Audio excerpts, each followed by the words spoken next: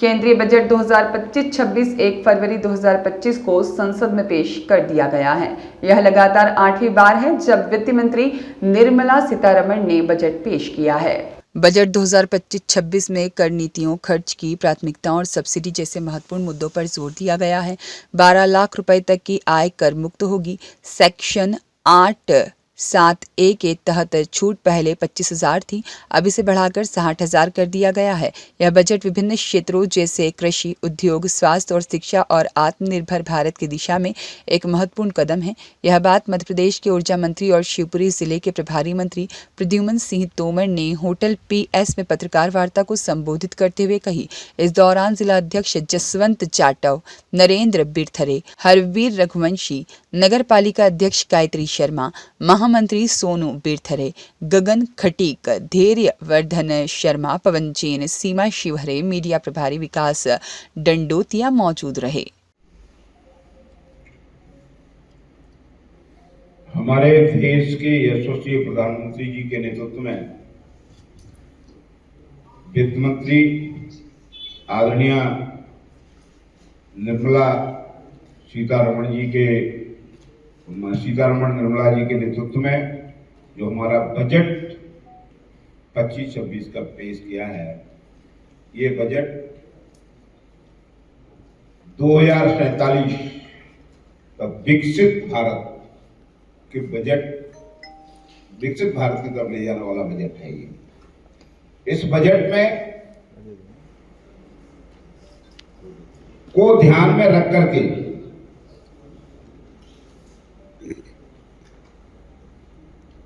सबका साथ, सबका विकास हो, इस चीज का ध्यान रखा है। और ये कोशिश की गई है कि देश की शक्ति भूमि में नहीं, वहां पर रहने वाले लोगों के अंदर है। उसका सही सदुपयोग, उनको सही, चाहे वो शिक्षा के क्षेत्र में हो, चाहे कृषि के क्षेत्र में हो, चाहे वो MSc की तरफ हो, सब तरफ उनको हाथ को सशक्त किया जाए, जिससे 2047 का विकसित भारत का संकल्प हमारा पूरा हो।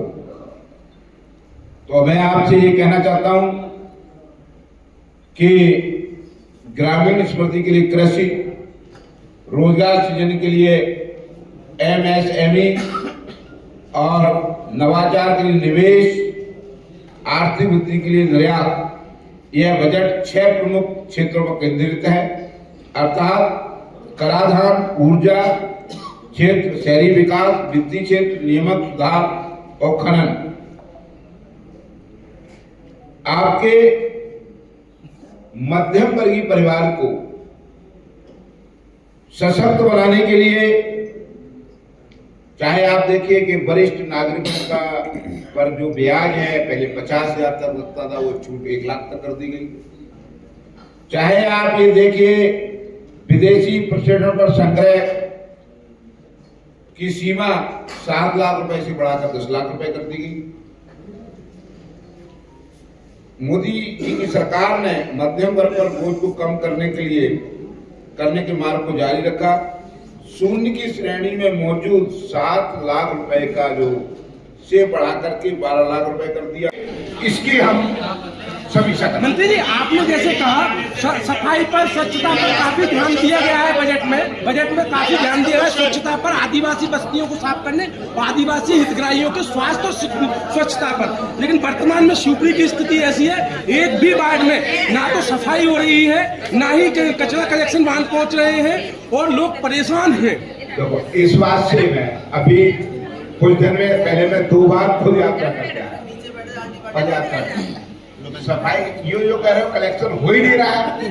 मैं आपको चैलेंज तो नहीं कर रहा हूं, पर ये थोड़ा सा अशोक्तिपूर्ण है। शहर में सफाई व्यवस्था पे मतलब ये है, कुछ शिकायत हो सकती है, कहीं कमी हो सकती है, उसको ठीक करने का काम करेंगे। पर जो काम हो रहा है उसके लिए भी धन्यवाद। मंत्री जो मैं सहमत हूँ, मंत्री मैं आपकी बात से सहमत हूँ, लेकिन हम लोग है ना बाहर परिक्रमा कर रहे हैं नई दुनिया, उसमें ये सामने आ रही है और आपके पार्षद स्वीकार कर रहे हैं कि हमारे यहाँ सफाई नहीं हो रही है। मैं आपसे एक बात को फिर स्पष्ट कर देना चाहता हूँ, विद्युत कोई कटौती नहीं है हो रही है। बिजली। आप पूरी बात, अब थोड़ी सी बात सुनिए। आप आए हैं तो नहीं हुई, जब जब आप आते हैं हम तो ये चाहते हैं मंत्री जी, हम तो ये चाहते हैं आप यही रहे, तो कम से कम लाइट तो बनी रहेगी, कम से कम आपके आने से लाइट आ जाती है। आप रोज आ जाओगे तो लाइट नहीं मैं अपना सवाल करना चाहता हूँ, मेरा खत्म होने के बाद आप करेंगे। चलो आप मोनू नामदेव की रिपोर्ट।